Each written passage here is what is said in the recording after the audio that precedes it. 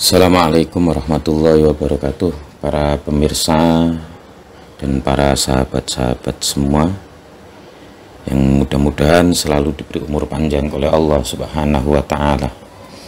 Alhamdulillah, syukurillah, pada saat ini kita masih diberi umur panjang oleh Allah Subhanahu wa Ta'ala, sehingga kita bisa berjumpa lagi dan membahas tentang persoalan-persoalan agama. Kali ini saya ingin membahas tentang kurban, tentang waktu niat berkurban itu. Sekarang ini kan bulan Dzulhijjah atau bulan besar, di mana dalam bulan ini kita disunnahkan melakukan ibadah yang berupa kurban. Di dalam melaksanakan kurban, tentunya kita butuh niat. Karena apa? Karena kurban ini ibadah. Kalau ibadah itu butuh niat.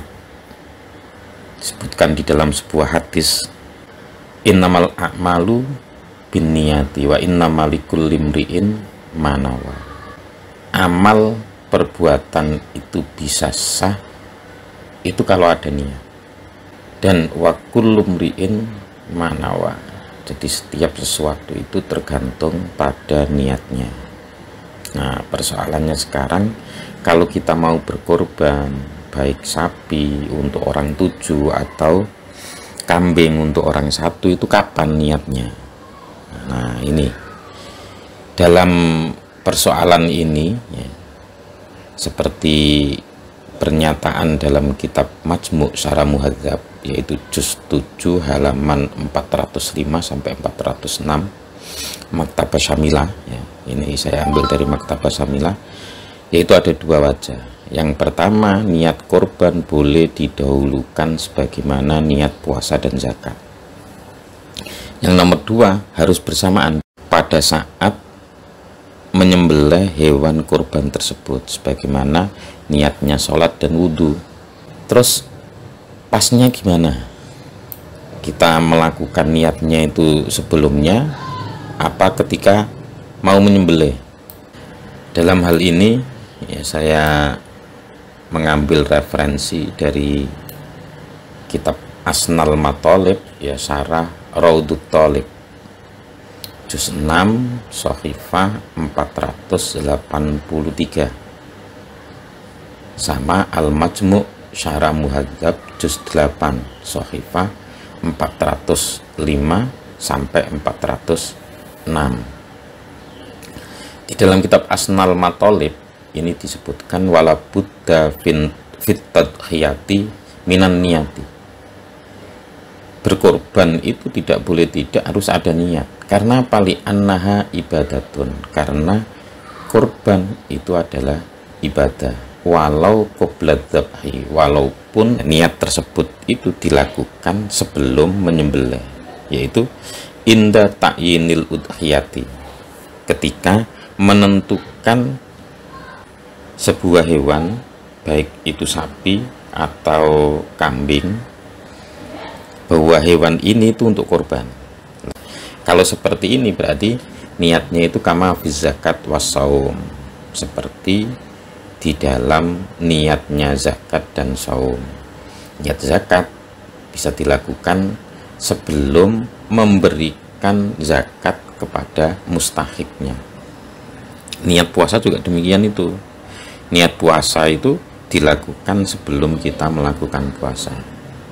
Kemudian di dalam kitab Al-Majmu' Syarah Muhadzab ini juga disebutkan far'un qala ashabuna wan niyatu syartun li sihhatit tadhiyati. Jadi ashab Syafi'i, murid-murid Imam Syafi'i, sahabat-sahabat Syafi'i, pendukung-pendukung Imam Syafi'i itu mengatakan bahwa niat itu merupakan syarat untuk sahnya berkorban, seperti disebutkan dalam hadis tadi, innamal a'malu binniyat, bahwa sebuah amal, sebuah ibadah itu sah jika ada niat. Lah korban ini merupakan ibadah, makanya dia tidak akan sah kecuali kalau di situ ada niat. Makanya niat di sini disebutkan oleh ashabuna, sahabat-sahabat Syafi'i, ini dikatakan wan niyatu syartun. Tadi niat itu adalah syarat untuk sahnya berkorban. Wal yajuzu taqdimuha ala halati dzabhi am yustaratu qarnuha bihi. Kemudian apakah sah niat tersebut itu didahulukan, niat berkorban itu didahulukan, yaitu pada saat ta'yinul udhiyah, atau ya pada saat sampeyan itu menggandeng hewan korbannya sampeyan ke penjagal misalnya. Apa itu sah ketika dilakukan seperti itu? Apa itu boleh gitu ya? Atau am yustaratu qarnuha bihi, atau disyaratkan bersamaan dengan penyembelihan itu. Fihi wajhani, dalam persoalan ini itu ada dua wajah. Asohuhuma, yang lebih asoh, yang lebih benar, jawazut takdim, boleh niat korban itu didahulukan, kama fis shaumi waz zakati, sebagaimana niatnya puasa dan niatnya zakat, alal asoh. Wasani, menurut wajah yang kedua, yustaratu kornuha, disyaratkan membarengkan niat korban itu pas ketika menyembelih hewan korban. Kaniatis sholat wal wudu'i, seperti niatnya sholat dan wudu. Sebagaimana niatnya sholat dan wudu, kita mau sholat maka niatnya harus dibarengkan dengan sholatnya,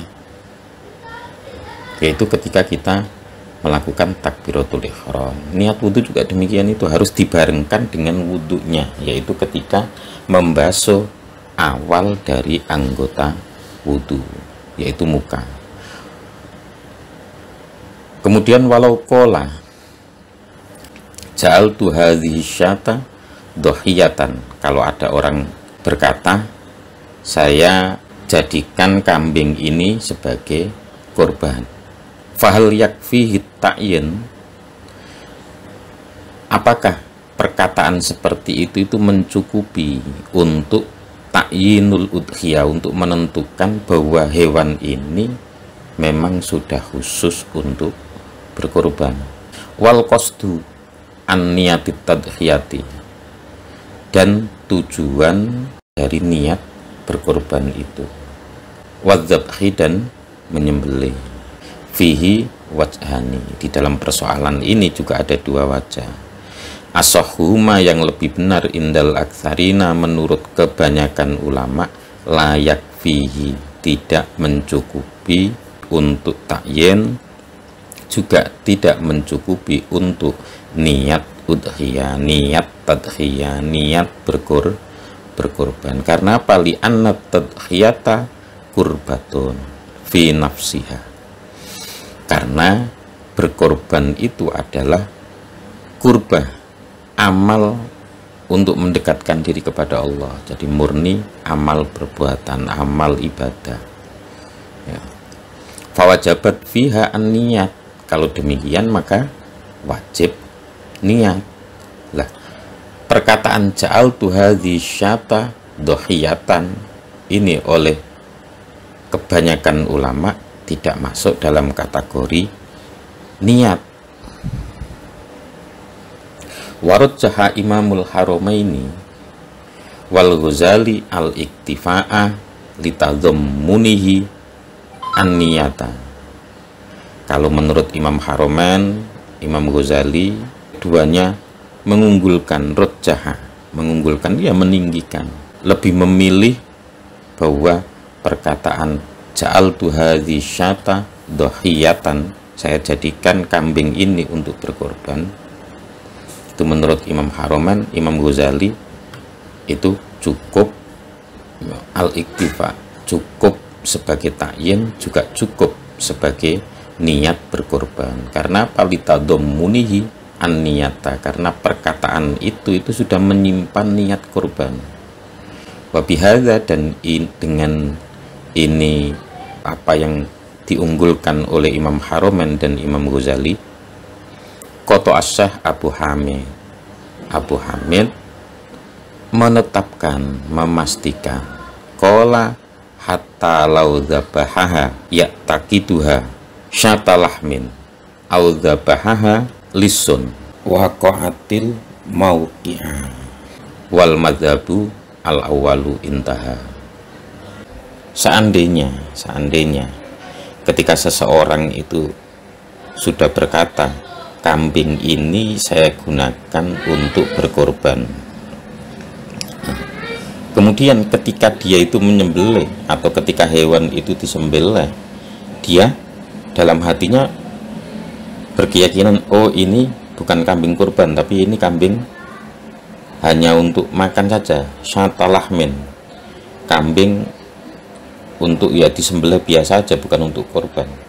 Atau kambingnya yang sudah dikatakan tadi, ditentukan tadi, itu dicuri oleh pencuri kemudian disembelih, ya, walaupun seperti itu, maka hadhisyat atau kambing tersebut itu tetap sah untuk berkorban bagi si pemilik korban yang sudah mengatakan ja'altu hadhisyata dohiyatan, saya jadikan kambing ini sebagai korban. Tetapi menurut mazhab itu yang pertama, yaitu tidak memenuhi syarat sebagai ta'yin dan juga tidak merupakan niyatut tadhiyah.